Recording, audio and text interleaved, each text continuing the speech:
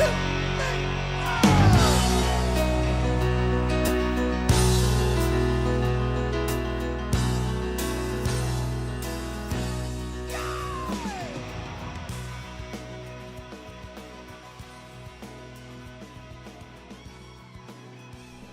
good morning. Welcome back to the Broadcast Retirement Network.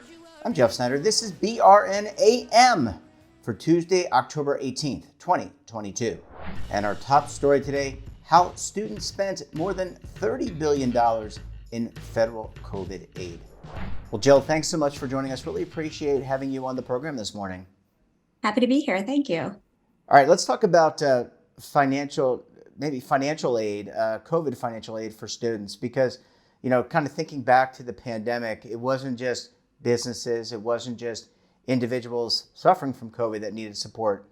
It was also students. How students in college and university.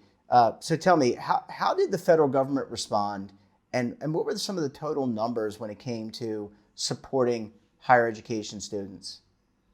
Sure. So yeah, as you mentioned, the beginning of the COVID pandemic especially, but certainly the whole time was a time of tremendous disruption on campuses across the U.S. College students really colleges and students had to really pivot a lot, had to leave campuses, had to transition to distance learning, had to have an experience that they really hadn't signed up for on all parts.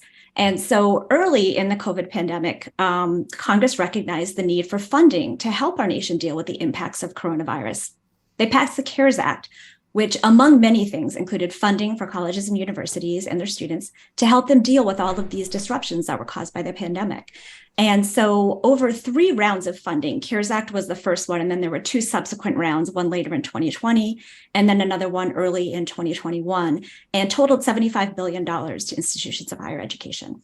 Yeah, and I think students spent around $30 billion of that. And I think back to those days, you're right, all that transition, some people lost their jobs. You think about being a student. Students already in this country are under a lot of financial pressure because they take student loans, and we've done shows on student loan forgiveness. I know we're not going to get into the issue now, but when you look at that money, how did students, and I know you and the team really reviewed some of the data around that, how did students spend that almost $30 billion? I'm assuming they weren't buying PlayStation and Xbox. They were spending it on food, shelter, the necessities that they need. You're 100% right. Students spent their money on precisely the things you said. The most common uses were food, books, and housing. Other uses, though, really were just across the gamut of every type of expense you might have as a college student. Transportation, getting to and from either school if you were still having in-person classes, or just getting around generally. Buying new computers or getting tablets or some kind of technology that could help you to enroll in distance learning. Internet access, of course, maybe either getting it if you didn't have it or upgrading it if you needed to be able to stream video and do other things that require kind of a robust connection. Students paid their tuition with this money. They paid their medical bills. Pretty much you name it, students use this money for. Well, Jill, when you look at some of these programs, and obviously very difficult, pass it to the CARES Act, but then you have to do the administration of that.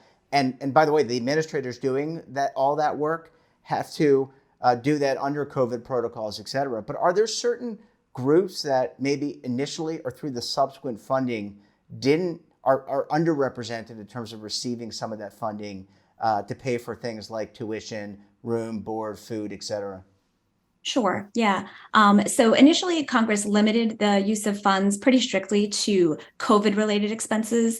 And so there were students who had things like a car breakdown, that it was an emergency, they had an expense, they wouldn't maybe necessarily be able to keep going to school or being able to go to their job or whatever it might be without that money, but they couldn't use COVID grants to pay for it because it wasn't directly related to the pandemic. So in the subsequent 2 rounds of funding, Congress actually really opened up the use of funds much more broadly. And what we found in our work was that institutions said they were better able to meet their students' needs once that use of funds was opened up. They said any expense that was in a student's what's called their cost of attendance, which is basically just a list of all the expenses that are associated with attending post-secondary education, those COVID grant funds could be used for any of that.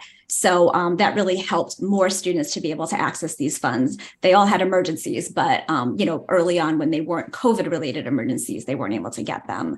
Another group that early on wasn't able to receive these grants was students who didn't meet the eligibility requirements for federal student aid. So programs like the Pell Grant or direct loan programs that you've heard of, traditional financial aid programs that are funded by the federal government, there are eligibility requirements to qualify for those. And one of them is that you have to be a US citizen. And so early on, there was an interpretation by the Department of Education that students who didn't qualify for traditional federal student aid couldn't receive these HERF grants, these higher education emergency relief grants. And later on, during the subsequent rounds of funding, the Department of Education changed their interpretation and actually allowed these students to get these funds. So early on, they weren't getting them, but later they were able to. Jill, I need to take a very quick break. When we come back, we'll talk about some lessons learned we'll take a look at the data and some lessons learned. You're going to want to stay tuned right here on BRN AM.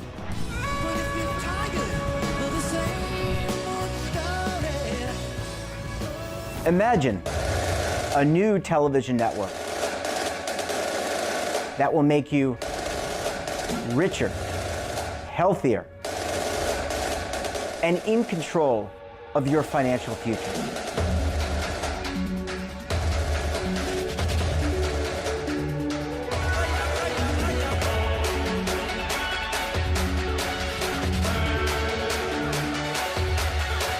This network is for the policewoman in Nashville, Tennessee, the baker in Dubuque, Iowa, the teacher in Lexington, Kentucky.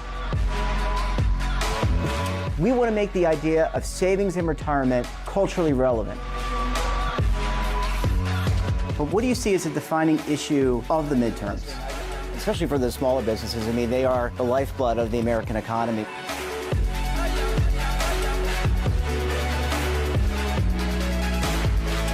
Featuring exclusive interviews, current affairs, and docuseries. 33 years old, you retired early. The philosophy is money only matters if it helps you live a life that you love. But you got to start thinking about retirement as soon as you get in. The Broadcast Retirement Network will drive very high engagement with premium partnerships. So this isn't retirement and savings for your parents or grandparents. This is for all Americans. And we're going to change the way you think about money.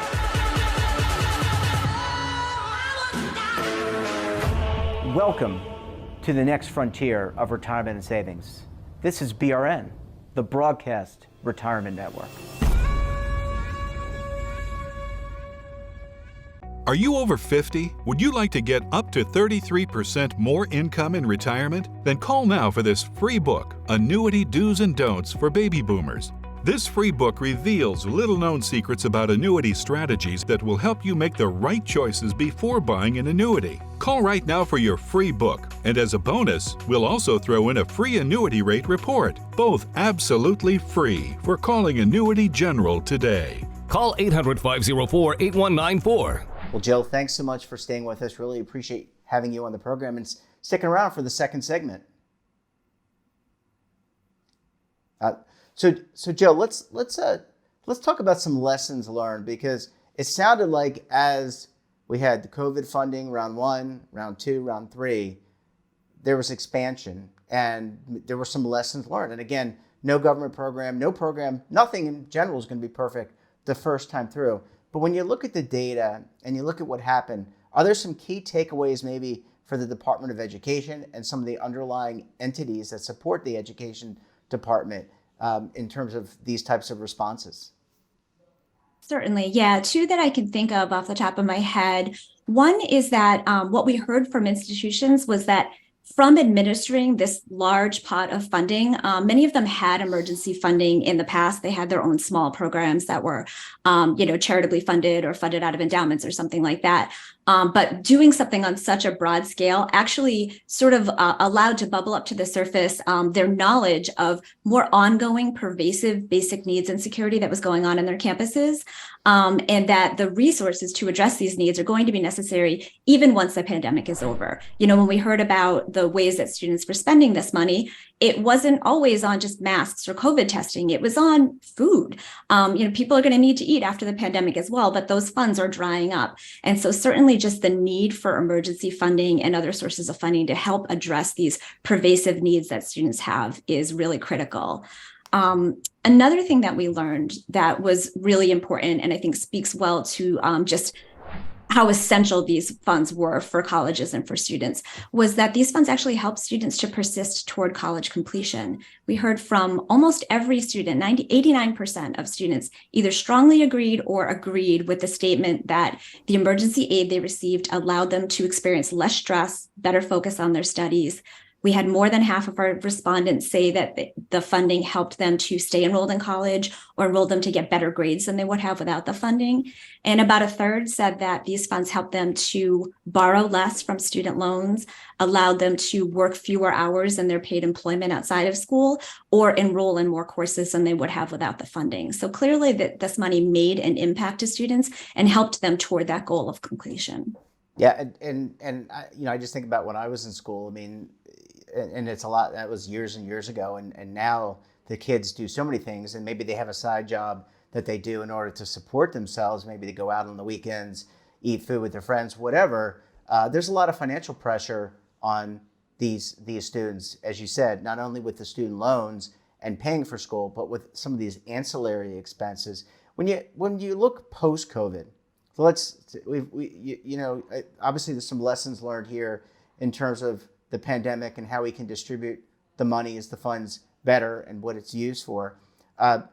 Kids, college, I call them kids because they're younger than I am, they're adults.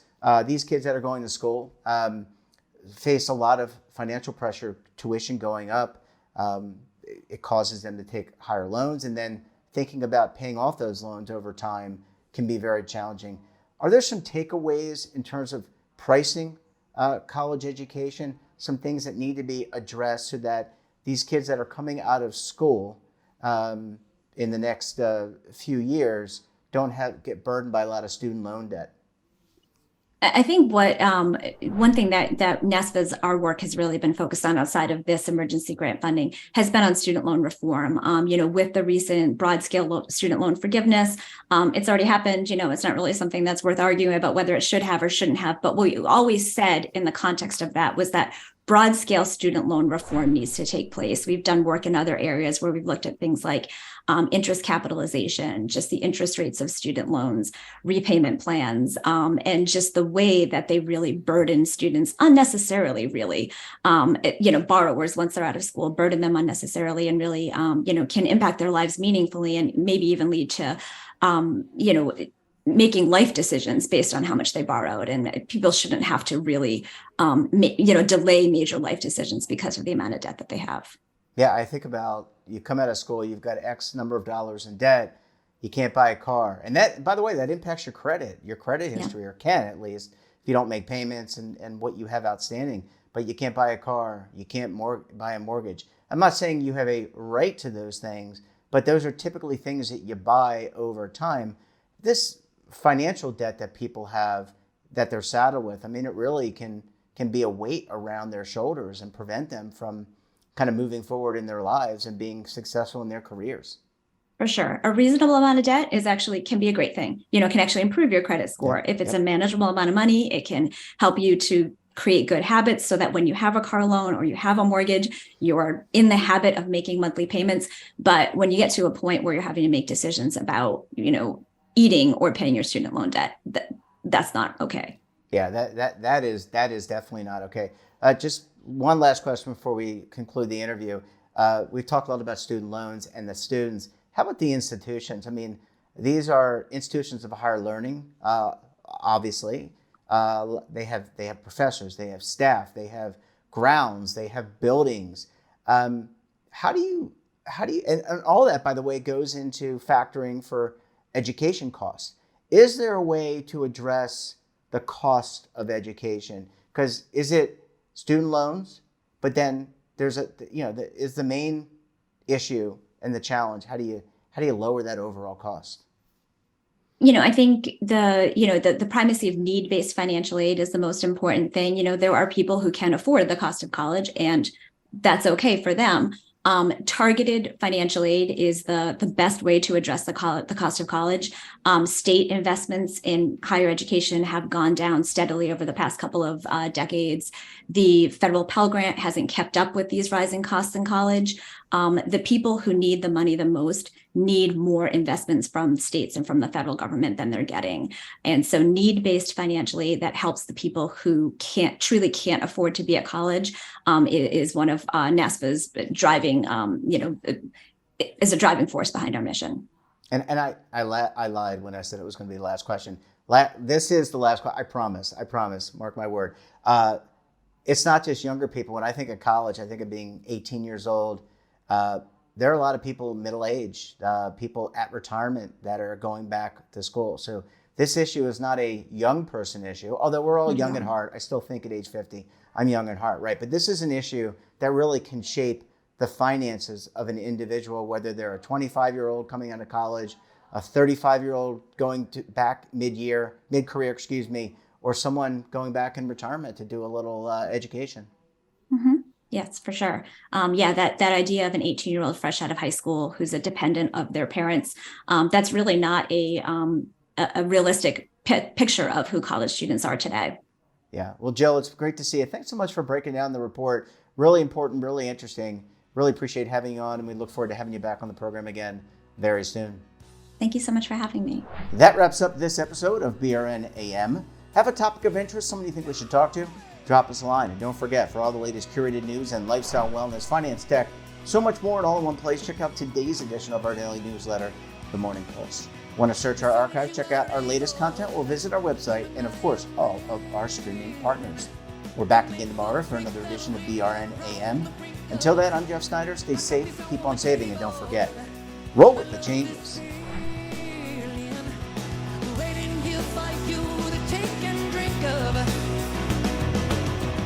But if you're tired of the same old Now is your opportunity to co-create content around any topic on the First Lifestyle and Wellness Network. Reach a global audience through our platform and co-own exclusive branded content. All of our programs are available on demand and also as audio-only podcasts, so you can take us on the go. Broadcast Retirement Network, available anytime, anywhere, and on any device.